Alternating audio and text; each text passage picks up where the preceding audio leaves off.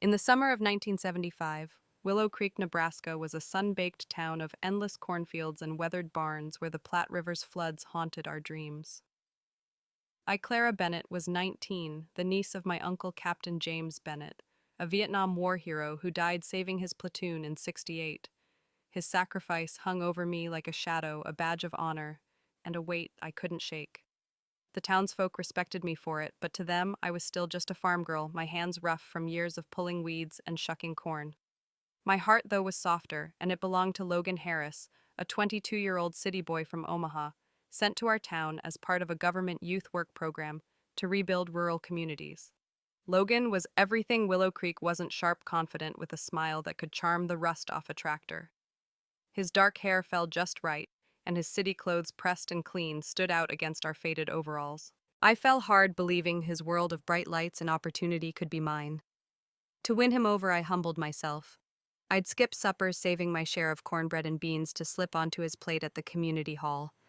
I mended his work shirts late at night, my fingers pricked bloody by the needle, hoping he'd notice.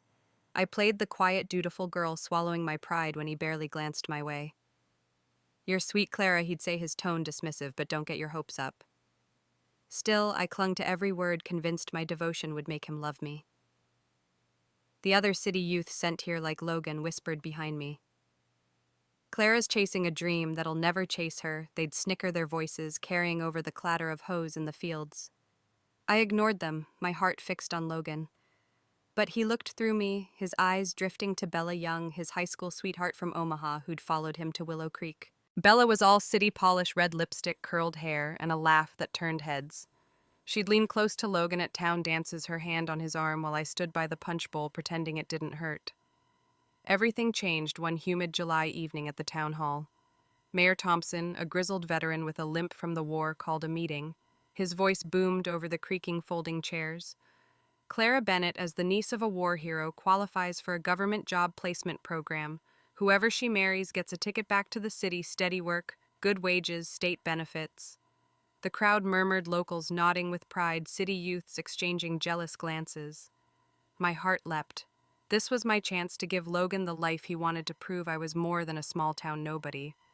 That night I found Logan by the creek, the moon glinting off the water. "Did you hear the mayor?" I asked, my voice trembling with hope. "If we marry, you can go back to Omaha." He looked at me, his eyes cold, calculating. After a long pause, he nodded. "All right, Clara, let's do it."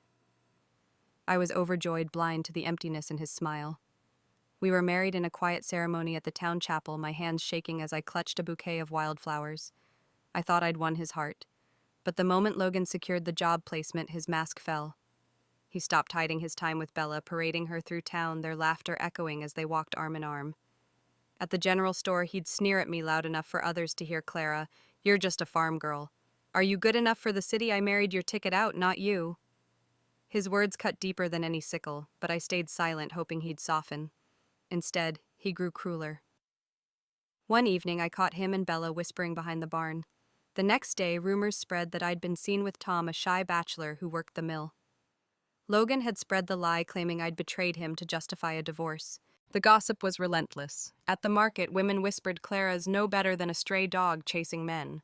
Kids threw stones at my heels, chanting, "Cheater." I couldn't face the stares, the pity, the disgust. My uncle's memory, once my shield, felt tarnished. Alone in my shed, I found a pesticide bottle under the sink. The label's skull and crossbones stared back, promising an end to the pain. I drank it, the bitter liquid burning my throat. As I collapsed, my vision blurring, I saw my uncle's dog tags on the table glinting faintly. The world went dark, and I thought it was over.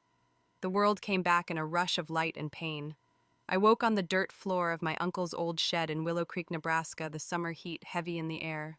My throat burned, the ghost of pesticide lingering, though the bottle sat untouched on the shelf. I clutched my uncle's dog tags, their cool metal grounding me as my heart raced. It was July 14th, 1975, before my engagement to Logan Harris. I was alive, impossibly returned to the moment before my life unraveled. The memories of my past life flooded in Logan's cold eyes as he flaunted Bella Young, the townsfolk's cruel whispers, the searing agony of my final act. I pressed my hands to my face, trembling, tears welling as I grappled with the surreal gift of a second chance. I wasn't the same Clara Bennett who'd begged for Logan's love. That girl had died, and I wouldn't let her ghost drag me back to that despair. I stood brushing dirt from my overalls and stepped into the morning light. Willow Creek buzzed with its usual rhythm tractors, rumbling kids chasing each other through dusty streets, the Platte River glinting in the distance. But to me it was a new world. I walked to my uncle's grave behind the town chapel, kneeling beside the weathered stone.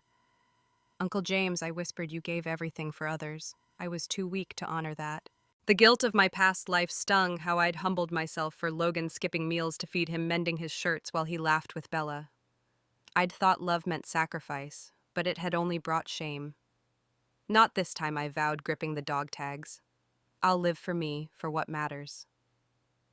The town hall meeting was that evening where Mayor Thompson would ask who I wanted to marry, tying my choice to the government job placement program that could send my husband and me to Omaha. In my past life, I'd chosen Logan, desperate for his approval, blind to his greed for the city job. Now my mind turned to Ethan Brooks, a quiet city boy with a tarnished family name. I barely knew him then, but his kindness had pierced my darkest moment. After I drank the pesticide when the town shunned me as a cheater, Ethan found me convulsing in the shed. Without a word, he'd hoisted me onto his back, his breath ragged as he ran 2 miles to the clinic. "Hold on, Clara," he'd whispered, his voice steady despite the panic. "You're stronger than this." His words had been the last I heard before the darkness took me.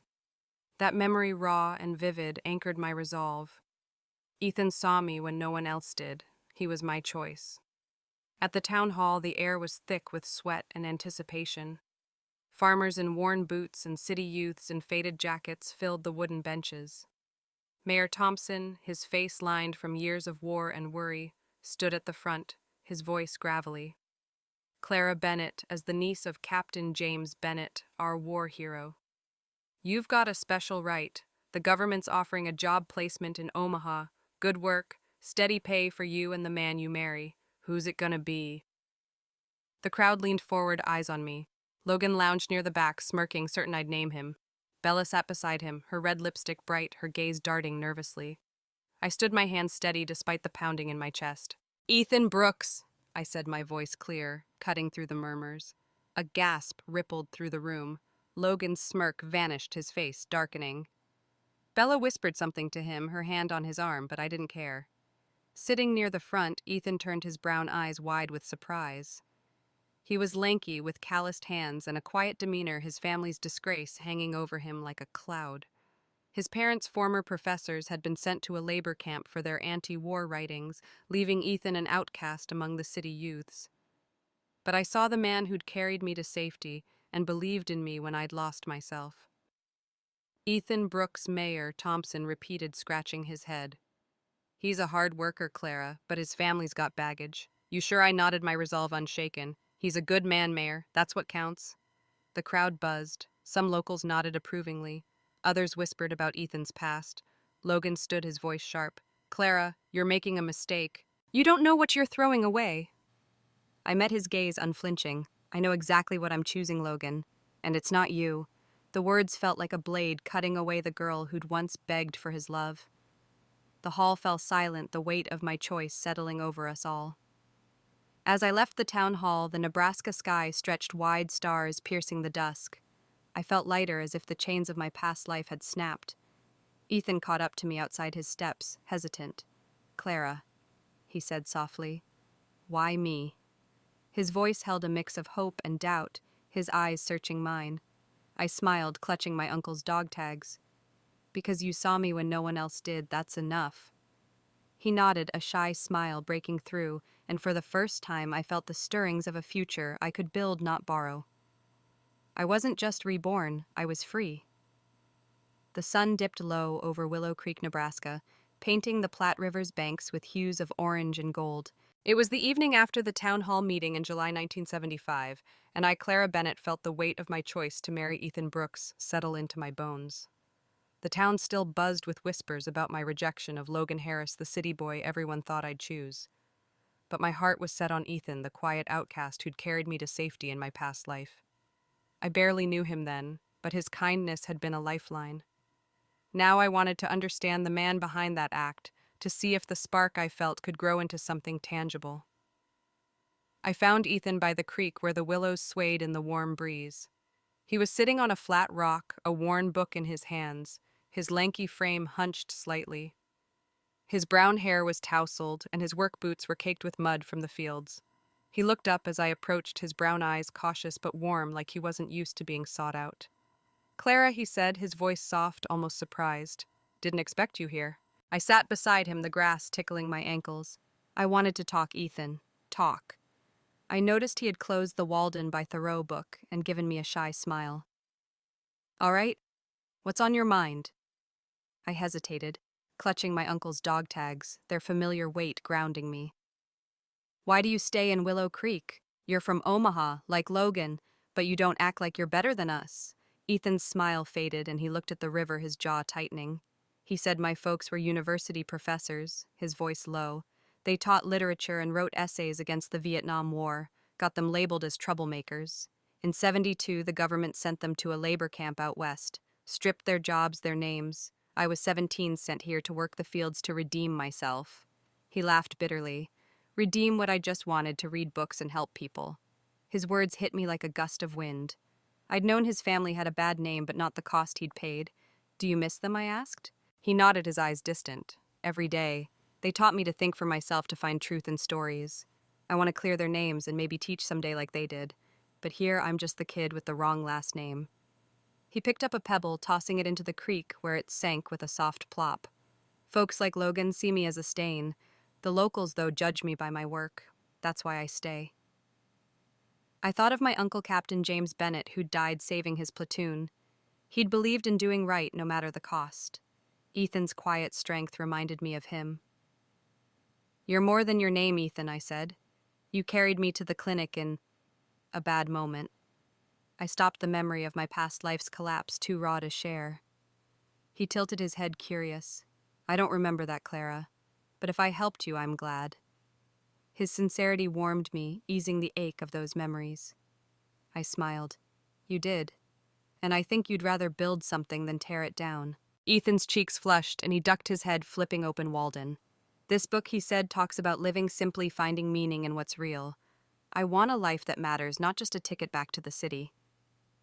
He glanced at me, his eyes softening. "When you picked me up at the town hall, I thought you were crazy." "Why me, Clara? You could have had anyone."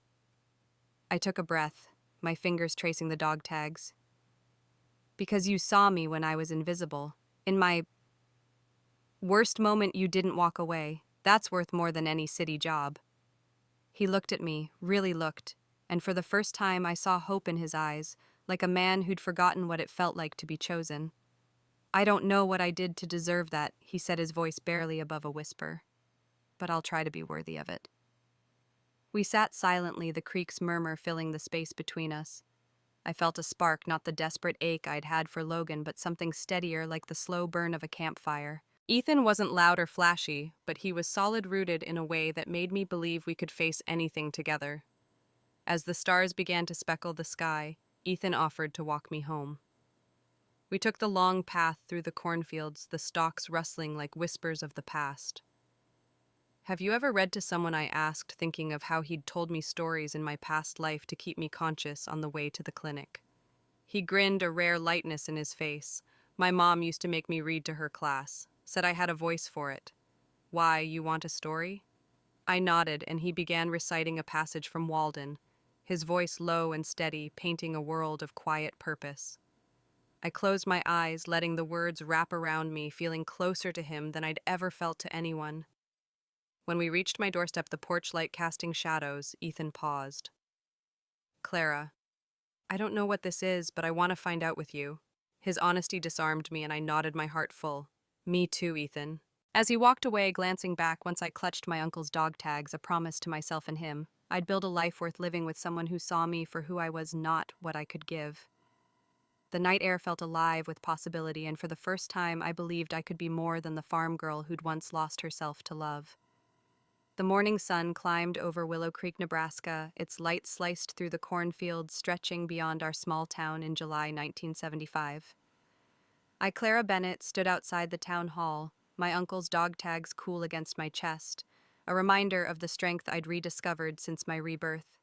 My choice of Ethan Brooks over Logan Harris at last night's meeting sent ripples through Willow Creek. Whispers followed me as I walked the dirt path, locals nodding with quiet respect, city youth sneering from porches. I didn't care. I was done bending to please others, especially Logan, who'd broken my heart in my past life with his betrayal. Logan's voice cut through the morning hum as I stepped onto the main road. Clara, he called, striding toward me, his city boots kicking up dust. His dark hair was slicked back, his smirk as sharp as ever. Bella Young trailed behind, her red dress too bright for the dusty streets, her eyes darting nervously. "You think you can walk away after that stunt at the town hall?" Logan said, his tone laced with disdain. "You're still chasing me, aren't you? Picking that nobody to make me jealous?" His words stung, but not like before. I stood tall, my hands steady. "I never said I wanted you, Logan. I'm done with you." He laughed, cold and mocking. "You're a farm girl, Clara. Can you play hard to get with me? I'm the best you'll ever do." Bella tugged at his sleeve, her voice soft but calculated. "Logan, don't be harsh. Clara's just confused. She's always liked you." Her words were a trap meant to keep me small, but I saw through her. I met her gaze, my voice dry. Confused, I said, "Ethan's my choice." "Did you miss that part?" Logan's eyes narrowed, but he gestured to the cornfield nearby before he could retort. "Bella's plot needs harvesting. You're good with a sickle, Clara. Get to it." In my past life, I'd have jumped at his command, desperate to prove my worth. I'd spent hours cutting his crops, my hands blistered, thinking it would win his heart. But now I noticed something else, swarms of ants marching across the path, a sure sign of a storm brewing, just as my uncle had taught me. If Bella's corn weren't harvested soon, the rain would ruin it. My rural roots urged me to act, not for Logan or Bella, but for the land that fed us. I nodded slowly. "I'll do it. But let's be clear, whose work points will it count for?" Logan frowned, caught off guard. "You're doing me a favor, and you're already haggling." "That's petty, Clara." I crossed my arms, my voice firm. "Petty, this is my labor. I'm not your mule, Logan. If I harvest Bella's corn, the points are mine." Bella's eyes widened, and she murmured, "I can do it myself." Logan shot her a tender look, his voice softening. "No way, Bella. Your hands are for writing poetry, not farm work." He turned back to me smug. "Clara'll handle it. She always does." His confidence grated, but I held my ground. "Fine. I'll cut the corn, but the points go to me or I walk." Logan scoffed, but I turned and headed to the town hall to see Mayor Thompson. The mayor was at his desk, his pipe sending curls of smoke into the air. "Clara, what's this about?" he asked, his grizzled face softening. I explained the cornfield and the storm signs, my voice steady. "I'll harvest Bella's plot to save the crop, but I want the work points. I'm not doing it for Logan." The mayor nodded, his eyes sharp with understanding. "You're learning, girl. I'll make sure the points are yours. That city boy's been leaning on you too long." His words felt like a pat on the back from my uncle, and I thanked him, feeling a surge of pride. Back at the cornfield, I gripped the sickle, its weight familiar in my calloused hands. The stalks stood tall, golden under the sun, but clouds were gathering on the horizon, just as I'd predicted. As I worked, I thought of Ethan, his quiet strength by the creek last night, his dream of a life that mattered. Logan's voice still echoed in my head, calling me a farm girl, as if it were an insult. But out here in the dirt and sweat, I felt my roots strong like the willows by the river. I wasn't cutting corn for Logan or Bella. I was doing it for Willow Creek, the land my uncle loved, and myself. By noon, the field was half cleared, my arms aching but my heart steady. Logan and Bella passed by arm in arm, laughing as if I were invisible. "Nice work, Clara," Logan called, his tone mocking. "Keep at it." I didn't look up, my sickle slicing cleanly through a stalk. Let him think he'd won. I knew the truth. I was no longer the girl who'd beg for his scraps. The storm was coming, but so was my strength, and I'd be ready for both. The afternoon sun hung heavy over Willow Creek, Nebraska, its golden light filtering through the dusty windows of the town hall in July 1975. Clara Bennett, stood outside, my boots scuffed from the morning's work in Bella Young's cornfield. My uncle's dog tags rested against my chest, a quiet reminder of the strength I'd reclaimed since my rebirth. The town still hummed with talk of my choice to marry Ethan Brooks, the outcast city boy, over Logan Harris, the golden boy from Omaha.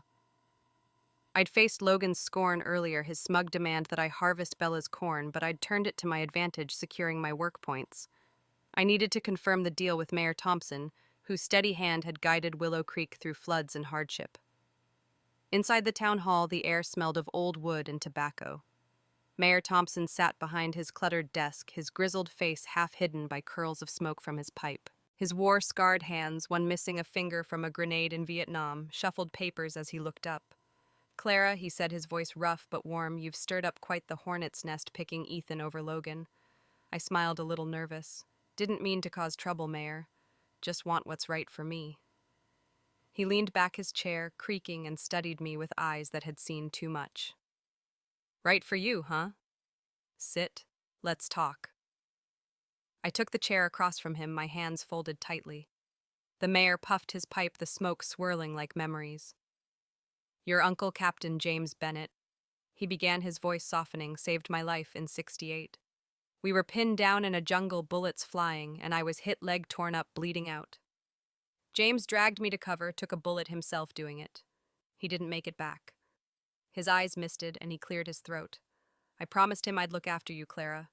Been watching you since you were a kid, making sure this town treated you fairly. You're like family to me." His words hit me hard, a knot forming in my throat. I'd always known the mayor was kind, but not that he carried my uncle's memory so closely. I didn't know I whispered, clutching the dog tags. "You never said." He shrugged, a faint smile breaking through. "Didn't need to. But seeing you stand up to Logan and choose Ethan makes me proud. James would be too." He paused, tapping his pipe. "Still, I gotta ask. Ethan's a good man, works hard, but his folks' troubles, they're heavy. His parents got sent to that labor camp for their anti-war talk. Marrying him might mean a tough road folks in Omaha might not take kindly to his name. Why him?" I thought of Ethan by the creek last night, his quiet voice reciting Walden, his dream of a life that mattered.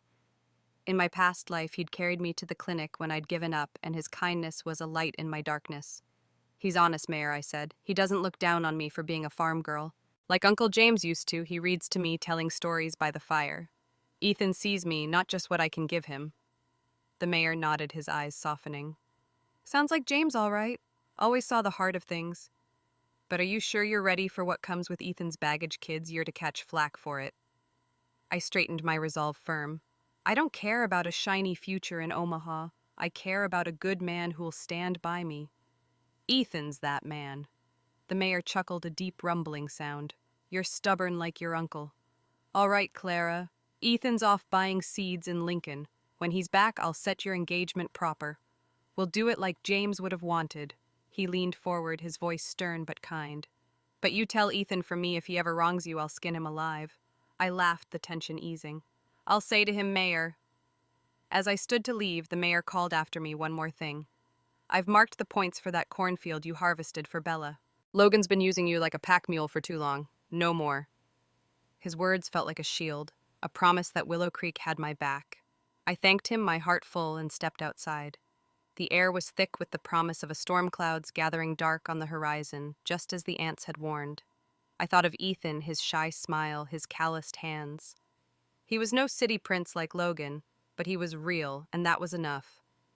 As I walked home, Logan's voice rang out from behind the general store. "Clara, you think you're clever, don't you?" He stepped into view, Bella at his side, her eyes flickering unease. "You'll come crawling back when Ethan drags you down." I didn't stop, my voice steady. "Keep dreaming, Logan." His laughter followed me, but it sounded hollow, like a man who knew he was losing. I kept walking, the dog tags clinking softly, a reminder that I was no longer the girl who'd break for him. With the mayor's support and Ethan's trust, I was building something more substantial, a life rooted in truth, not lies. The midday sun beat down on Willow Creek, Nebraska, its heat rising from the cornfields in waves, the air thick with the scent of earth and impending rain.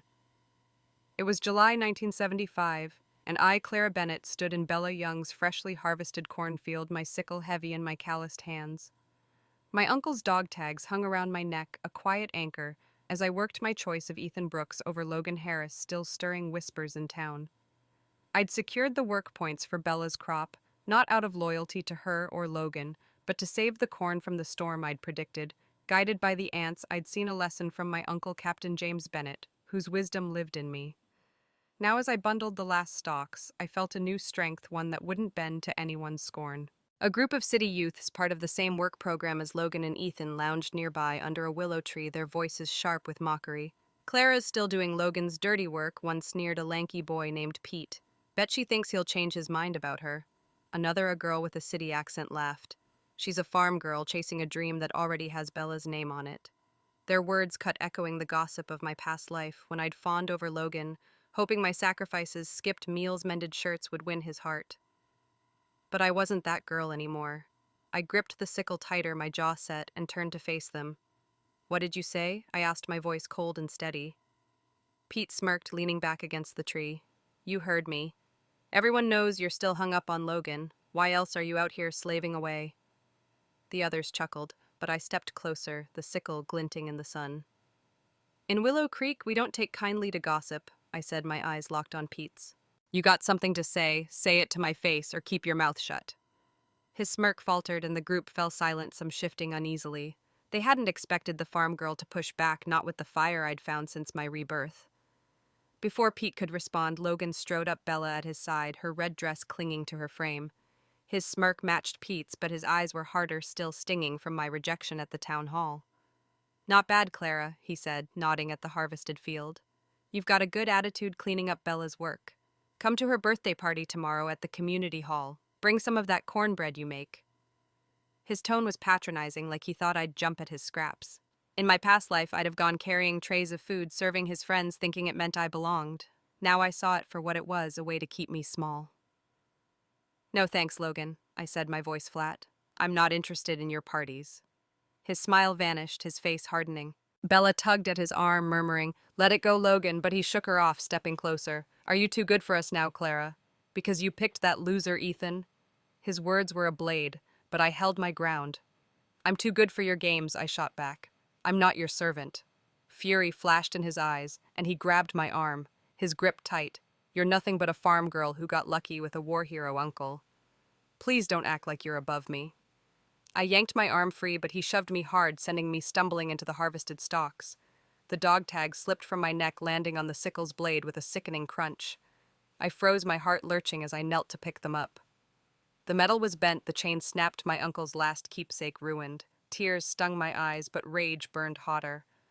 "My uncle was a hero," I shouted, springing to my feet. "He died saving people while you play king in a town you despise." Before I could think, I slapped Logan across the face, the sound sharp in the still air. He staggered, stunned, his cheek red. The city youths gasped, and Bella's eyes widened, her hands fluttering nervously. Logan's shock turned to anger, his voice low and venomous. "You'll regret that, Clara. No one wants you here, not me, not this town. You're a nobody." He turned to leave Bella hurrying, but I stood tall, clutching the broken dog tags. The pain of losing them cut deep, but it fueled me. I wasn't a nobody. I was Clara Bennett, niece of a hero, and I'd never let Logan break me again. As they disappeared down the path, the clouds thickened, thunder rumbling in the distance. The storm I'd predicted was coming, but so was my resolve. I tucked the dog tags into my pocket, vowing to fix them just as I was fixing myself. Ethan's face flashed in my mind, his quiet strength, his belief in me. With the mayor's support and my fire, I was ready to face whatever Logan threw next. The cornfield was done, but my fight was beginning. The evening air in Willow Creek, Nebraska was thick with the promise of rain, the sky bruised with clouds as I walked to the town hall in July 1975. Clara Bennett, still felt the sting of the morning's clash with Logan Harris, my uncle's broken dog tags heavy in my pocket. Their jagged edges reminded me of the fight I'd taken on, not just against Logan's cruelty, but for the life I was building. My choice of Ethan Brooks, the quiet city boy with a tarnished name, had shaken the town, and I was determined to prove it was right. Mayor Thompson had called me back to the hall, his message cryptic but urgent, and my heart raced with hope that it involved Ethan. Inside, the town hall glowed softly under flickering bulbs, the scent of wood polish mingling with the mayor's pipe smoke. Ethan sat on a bench, his lanky frame hunched, his hands fidgeting with a seed catalog from his trip to Lincoln. His brown eyes flicked up as I entered, a shy smile breaking through his usual reserve. My chest warmed at the sight, memories of his kindness in my past life carrying me to the clinic when I'd given up mingling with the quiet strength he'd shown by the creek. Mayor Thompson stood at the front, his grizzled face creased with a grin. "Clara, Ethan," he said, puffing his pipe, "you two are causing me more paperwork than a flood season." I sat beside Ethan, our shoulders brushing, a spark of connection passing between us. "What's this about Mayor?" I asked, my voice steady despite my nerves. He chuckled, smoke curling upward. "Ethan here's been sweet on you for months, Clara. When I told him you picked him, he damn near sang me a folk tune right here." Ethan's cheeks flushed, and he muttered, Don't embarrass me, Mayor. His voice was soft, but his eyes held mine a flicker of warmth that made my heart skip. I laughed, the tension easing, and nudged him. What tune was it? Ethan grinned sheepishly. Just something my mom used to sing. Shenandoah. You'd like it. The mayor cleared his throat, his tone turning serious. You two are set on each other, I can see that. So I'm making it official. Clara Bennett and Ethan Brooks, you're engaged, witnessed by me in this creaky old hall. He pointed his pipe at Ethan, his eyes narrowing. Ethan, I knew Clara's Uncle James. He was a hero, and she's his blood. You treat her right, or I'll have your hide boy. Ethan nodded, his jaw tight. I will, Mayor. I promise. Then the mayor turned to me, his voice softer. Clara, Ethan's got a rough past. His folks' troubles ain't his fault, but they'll follow him. Don't you ever hold that against him. You hear?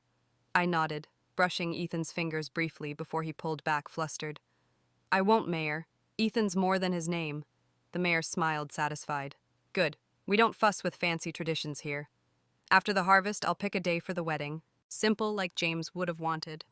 As he spoke, the door creaked open, and the town's mailman, panting, rushed in with an envelope marked urgent for Ethan. From the county, he gasped. Ethan took it, his brow furrowing, but he tucked it into his jacket. Seeds for the co-op, he said quietly, though his eyes hinted at something heavier. We left the hall together, the night air cool against my skin. The clouds had thickened, thunder rumbling faintly, but I felt a warmth inside, like the glow of a lantern. Ethan walked me toward home, our steps slow, neither eager to part. Clara, he said, pausing under a street lamp. I didn't expect this us. I've been alone here, keeping my head down. But you make me think I can be more. His honesty disarmed me, and I touched his arm, my voice soft. You already are, Ethan. You don't see it yet. He looked at me, his eyes searching, and for a moment I thought he might say more. Instead, he smiled, a rare, full smile that lit up his face. Your trouble, Clara Bennett, he teased, and I laughed, the sound carrying into the night. We reached my doorstep, the porch light casting long shadows. See you tomorrow? He asked, his voice hopeful. I nodded, my heart full. Tomorrow. He glanced back once as he walked away, and I stood there clutching the broken dog tags, feeling the weight of a new beginning. As I turned to go inside, Logan's voice cut through the darkness. Clara, you're making a fool of yourself, he sneered, stepping from the shadows with Bella trailing behind her eyes, nervous. Ethan's a nobody. You'll beg for me when he fails you. I faced him, my voice cold. Go home, Logan. I'm not yours to command. His smirk faltered, and he stormed off, Bella hurrying after. The storm was close now, but I was ready for the rain, Logan's games, and the life I was building with Ethan. The storm broke over Willow Creek, Nebraska, just as night fell, rain lashing the town in sheets, the Platte River roaring in the distance. It was late July 1975, and I, Clara Bennett, hurried to the town hall for an urgent meeting called by Mayor Thompson. My uncle's broken dog tags, now tied with twine, hung heavy in my pocket, a reminder of my clash with Logan Harris earlier that week. My engagement to Ethan Brooks, sealed by the mayor's blessing, had set tongues wagging, but I walked with my head high, no longer the girl who'd crumbled under Logan's scorn. As I entered the hall, the air buzzed with anticipation, the wooden benches packed with farmers in worn overalls and city youths in faded jackets, their faces lit by flickering lanterns. Mayor Thompson stood on a makeshift platform, his grizzled face stern, under the brim of his old army cap. Quiet down, folks, he barked, his voice cutting through the murmurs. We've got big news from the county. The crowd hushed, eyes fixed on him. 3 years ago, Clara Bennett's uncle, Captain James Bennett, died to save this town from the Platte's floods. The government honors that sacrifice. Clara and her husband, whoever she chooses, will get a job placement in Omaha, steady work, good wages, state benefits. A ripple of gasps swept the room, locals exchanging looks of pride, city youths whispering with envy. My heart raced, but not with the desperate hope of my past life when I'd pinned all my dreams on Logan. Now I stood for myself, for Ethan, for a future we'd build together. The mayor's eyes found me, his nod a silent promise of support rooted in his bond with my uncle. Clara's family saved us, he continued, his voice thick. No one in Willow Creek will forget that, so who dares say she's got no one backing her? Who dares call her hard to marry? The locals murmured agreement, some wiping tears, their faces etched with memories of the flood. Old Mrs. Carter, who'd lost her home, then squeezed my hand, her calloused fingers warm with gratitude.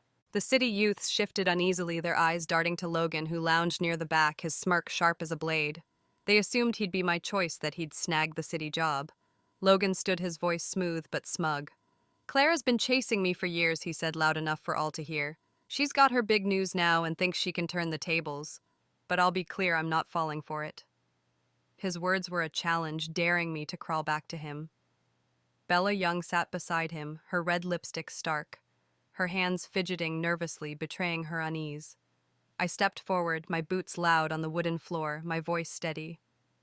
You're wrong, Logan. I don't love you. I'm not marrying you. That job placement, it's going to Ethan Brooks, my fiancé.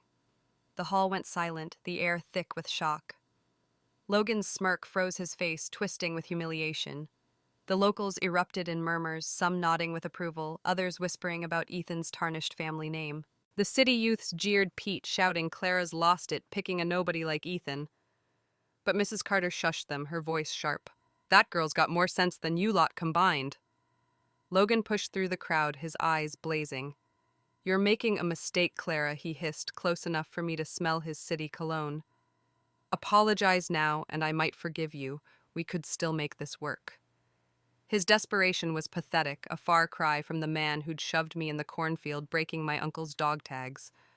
I laughed cold and clear. Forgive me, Logan, you're chasing a prize you'll never win. I'm done with you. Bella tugged at his arm, her voice low. Logan, let's go. But he shook her off, his face red with embarrassment, the crowd's eyes boring into him. You think you're clever, don't you? He spat. Playing hard to get won't change who you are, a farm girl with nothing but a dead uncle's name. His words stung, but I held my ground, my hand brushing the dog tags in my pocket. My uncle was a hero, I said, my voice ringing out. You're just a boy who thinks he's a king. Ethan's worth 10 of you. The locals cheered softly, their support a wall at my back. Logan stormed out, Bella trailing her eyes, darting nervously, as if she sensed the tide turning against them. As the meeting broke up, rain drumming on the roof, Mrs. Carter pulled me aside. Your uncle would be proud, Clara, she said, her eyes misty. You're standing tall, just like he did. I nodded, my throat tight, feeling the town's embrace. Ethan was still in Lincoln, but I could almost see his shy smile and steady voice. With Willow Creek behind me, I was ready to face whatever Logan planned next. The storm outside raged, but inside I was unshaken, my future with Ethan brighter than any city lights. The rain had softened to a drizzle in Willow Creek, Nebraska, as the town hall meeting dispersed into the humid night of July 1975. I, Clara Bennett, stood outside, my uncle's broken dog tags tied with twine in my pocket. Their weight was a reminder of my fight to reclaim my life. My public rejection of Logan Harris declaring Ethan Brooks my fiancé had left the town buzzing. The local support, rooted in my uncle's sacrifice during the Platte River flood, warmed me, but Logan's humiliated scowl lingered in my mind. As I stepped onto the muddy street, lantern light flickering, a familiar figure emerged from the shadows, Ethan, back from his seed-buying trip to Lincoln. His lanky frame was silhouetted against the street lamp, his work jacket damp, his brown eyes searching for me. Clara, he called, his voice low but steady. I heard what happened. My heart lifted at his presence, memories of his kindness in my past life carrying me to the clinic, mingling with the warmth of our engagement sealed by Mayor Thompson. Before I could respond, Logan's voice cut through, sharp and bitter.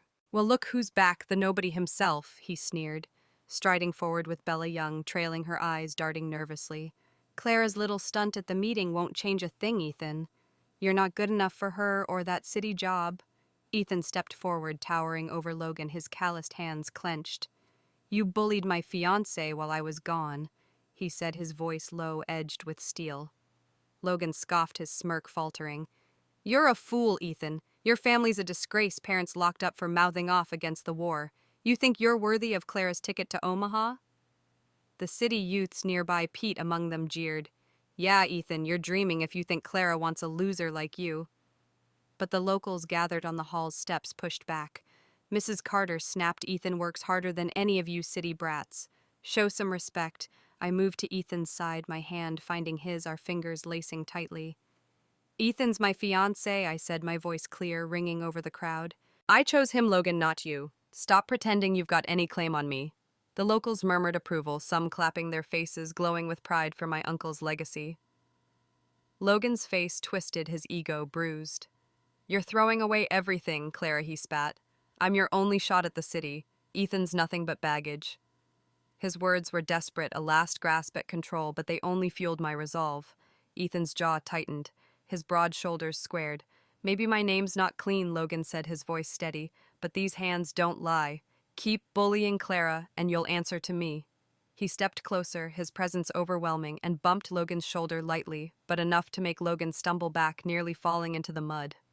The crowd gasped, some locals chuckling, while Pete and the city youths fell silent, intimidated. Logan glared, his fists clenched, but he didn't dare strike back, his bravado crumbling under Ethan's quiet strength. Desperate, Logan turned to Mayor Thompson, who'd emerged from the hall, pipe in hand. "Mayor Ethan knew about the job placement policy, didn't he?" Logan shouted. "He's manipulating Clara, gaming the system for that city job." The accusation hung heavy, but the mayor puffed his pipe, his eyes calm. "You're grasping at straws, Logan," he said, his voice deliberate. "Clara and Ethan were engaged before the policy came out. I was their witness. Their feelings are real, no scheming involved." He tapped his pipe in Logan's direction, his tone sharp. "But you, boy, you've been chasing two girls at once, thinking we're all blind. Clara's better off without you." The crowd erupted in whispers, locals laughing behind their hands, their ridicule stinging Logan more than any slap. He slumped, his face pale, as Bella tugged at his arm, her voice shaky. "Logan, let's go." He shook her off, storming into the night, a shadow of the man who'd once held the town's admiration. The mayor clapped a hand on Ethan's shoulder. "You did well, son. Stand by Clara and you'll have this town's respect." Ethan nodded, his eyes meeting mine, a silent promise passing between us. As the crowd dispersed, rain pattering softly, Mrs. Carter pulled me aside. "Your uncle would have liked Ethan," she said, her eyes warm. "He's got heart like James did." I smiled, my throat tight, feeling Willow Creek's embrace stronger than ever. Ethan walked me home, his hand brushing mine, the urgent county letter still in his jacket, unopened. "We're in this together now," he said softly, his voice steady despite the weight of his past. I nodded, clutching the dog tags. With Ethan and the town behind me, Logan's schemes felt small, like pebbles against a river's flow. The storm might rage, but I was ready to stand tall.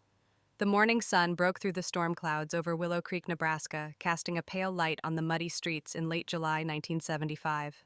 Clara Bennett stood at my doorstep, my uncle's broken dog tags tied with twine in my pocket, their jagged edges a reminder of my fight against Logan Harris's cruelty.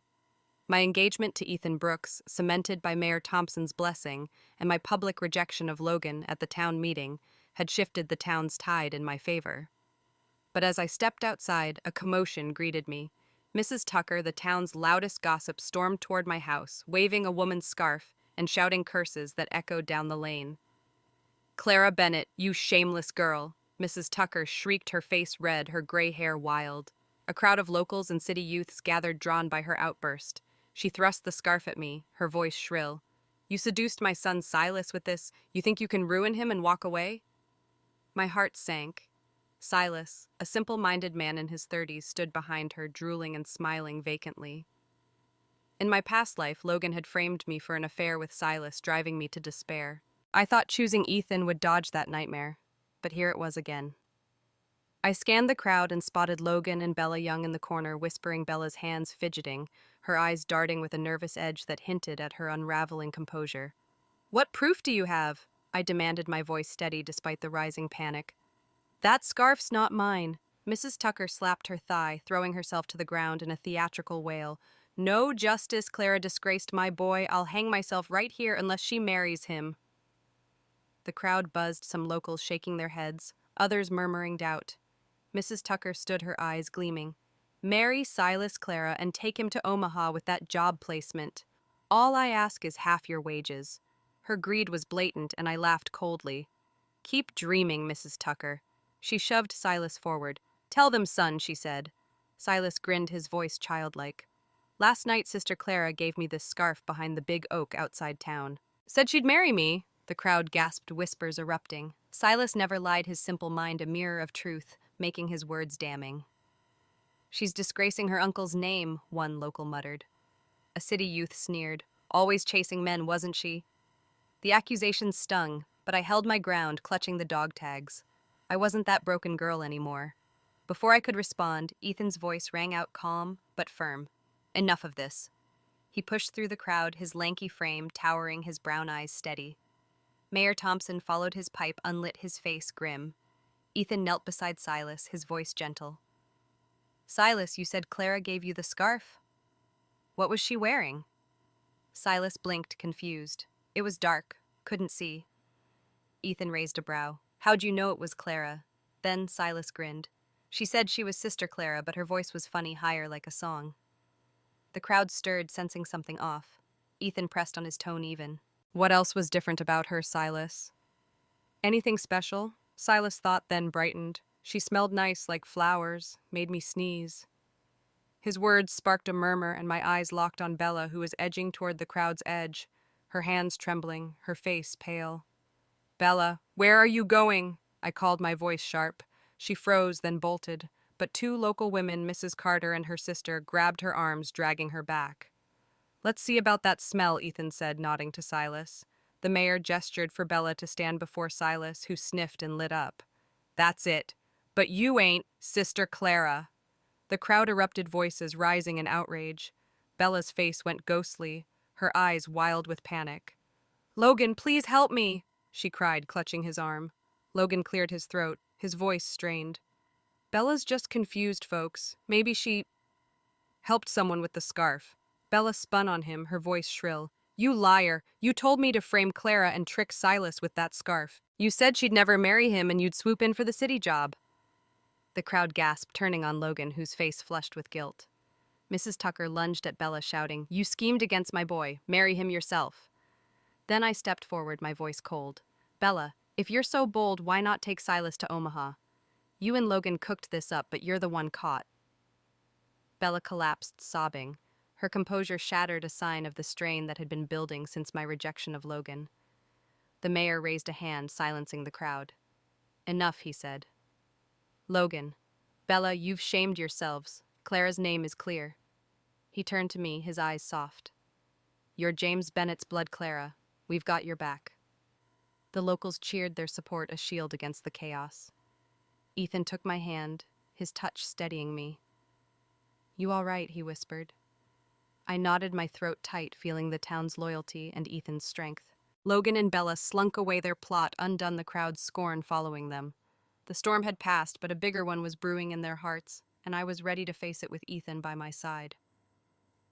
The autumn of 1975 carried Ethan Brooks, me, and Clara Bennett away from Willow Creek, Nebraska to Omaha. Our future was tied to the government job placement program earned through my uncle's sacrifice. The city was a jarring shift from our small town's dusty paths, towering buildings, honking cars, and crowds that moved with purpose but no warmth.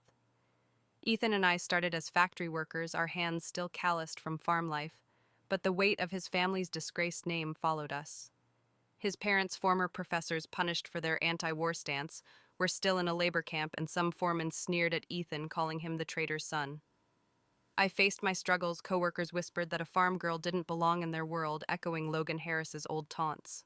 Yet we leaned on each other. Nights found us in our cramped apartment studying engineering textbooks under a flickering lamp, sharing dreams of taming the Platte River's floods that had taken my uncle, Captain James Bennett. Ethan's quiet strength kept me grounded. When I doubted myself, he'd read passages from Walden, his voice steady, reminding me we were building something real. I pushed him, urging him to fight for his parents' reinstatement. By 1977, our persistence paid off. His parents' names were cleared, their teaching posts restored. We earned scholarships to the University of Nebraska, majoring in hydraulic engineering, driven by a shared vow to honor my uncle's legacy by protecting Willow Creek. In 1980, we returned as graduates hired by the county to design a dam to control the Platte's floods. Willow Creek welcomed us with open arms. Locals lined the dirt streets, cheering, some with tears in their eyes, remembering my uncle's sacrifice. Mayor Thompson, his hair grayer now, clapped Ethan's shoulder, his voice thick. You've made James proud, both of you. Mrs. Carter hugged me, whispering, You're home, Clara. The warmth of their embrace contrasted sharply with the sight of Logan Harris and Bella Young, now a broken pair living on the town's edge. Their nightly fights woke neighbors, Bella's voice shrill, her eyes hollow with desperation, a shadow of the polished city girl she'd been. In his 30s, Logan carried a slouch, his once sharp features dulled by disgrace. Their fall began after Bella's failed plot to frame me with Silas Tucker. The town had turned on them, shunning Logan for his scheming and Bella for her deceit. They'd clung to each other, not out of love, but necessity, two outcasts with nowhere else to go. Bella's moods grew erratic, her hands trembling when she passed me in the market, her laughter sharp and unsteady like a glass about to shatter. Logan avoided my gaze, his swagger replaced by a quiet resentment. Once I overheard him mutter to Bella, "If I'd married Clara, I'd be in Omaha now," his voice thick with regret. Bella snapped back, her eyes wild. "You made your choice, Logan." Their bitterness starkly contrasted with the life Ethan and I were building. Our first task was surveying the Platte's banks, our boots sinking into the muddy riverbed as we sketched plans for a dam to provide electricity irrigation and flood control. Ethan's mind was sharp, mapping water flows precisely, while I poured my heart into ensuring the design honored my uncle's memory. The locals pitched in, hauling timber and stone, their trust in us a balm after Omaha's coldness. One evening, as we worked late by lantern light, Ethan took my hand, his calloused fingers warm. "We're doing this for them, Clara," he said, nodding toward the town. "And for us." I smiled, my uncle's dog tags, now repaired, glinting in my pocket. I added that for James, too, our shared purpose binds closer. But trouble lingered. Bella's erratic behavior grew worse. She'd been seen wandering the riverbank at night, muttering to herself, her eyes darting as if haunted by her schemes. Logan, too, was a ghost of himself, taking the dirtiest jobs, his name last on every list. Their misery was a mirror to our triumph, but I felt no joy in it, only a quiet resolve to keep moving forward. Willow Creek was changing, and so were we, our dreams taking shape in the dam's rising framework, a testament to a love and purpose stronger than any flood. The winter of 1980 cloaked Willow Creek, Nebraska, in a quiet chill, the Platte River, a ribbon of ice under the starry sky. Ethan Brooks and I, Clara Bennett, stood on the brink of completing our dam, a hydraulic engineering marvel designed to tame the river's floods, provide electricity, and irrigate fields. After years of struggle in Omaha, our return to Willow Creek as experts had united the town behind us. Locals worked tirelessly alongside us, their hands hauling stone, their hearts fueled by memories of my uncle Captain James Bennett, who died saving them from the 1972 flood. But beneath the hope, a shadow lingered. Logan Harris and Bella Young, now a broken couple, their lives unraveling in the wake of their failed schemes against me. Bella's instability had worsened since her attempt to frame me with Silas Tucker. At the market, she'd mutter to herself, her eyes wild, her once polished red dress frayed, her hands trembling as she clutched a basket.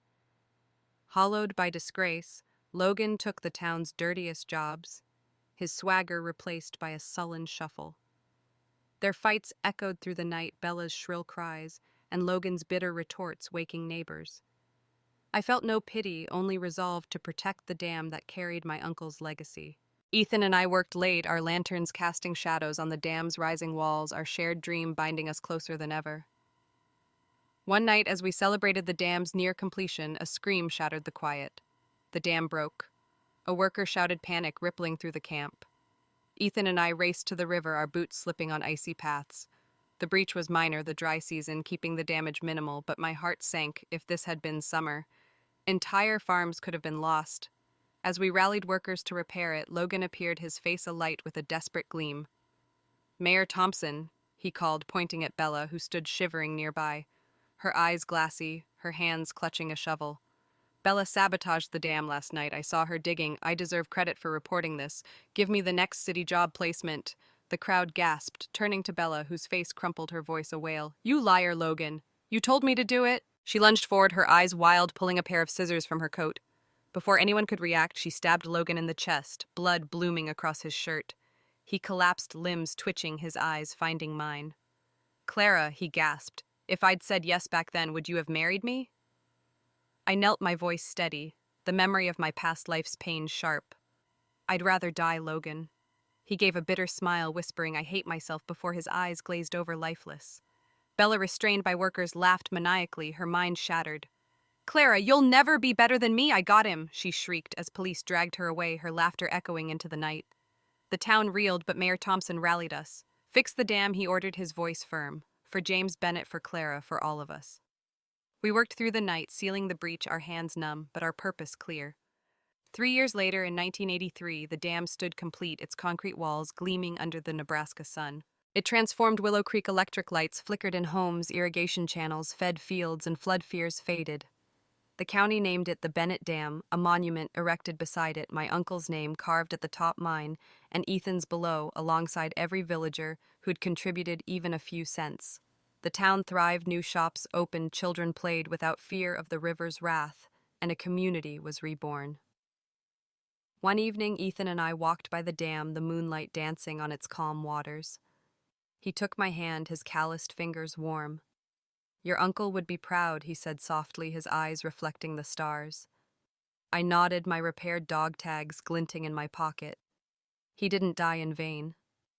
The pain of Logan's betrayal, Bella's schemes, and my past life's despair had forged me, but I'd built something more substantial, a life of purpose, love, and legacy. As dawn painted the sky with soft oranges, Ethan and I looked to the horizon, our hands entwined, knowing we'd held the dam against the floods of fate and nothing would break us again.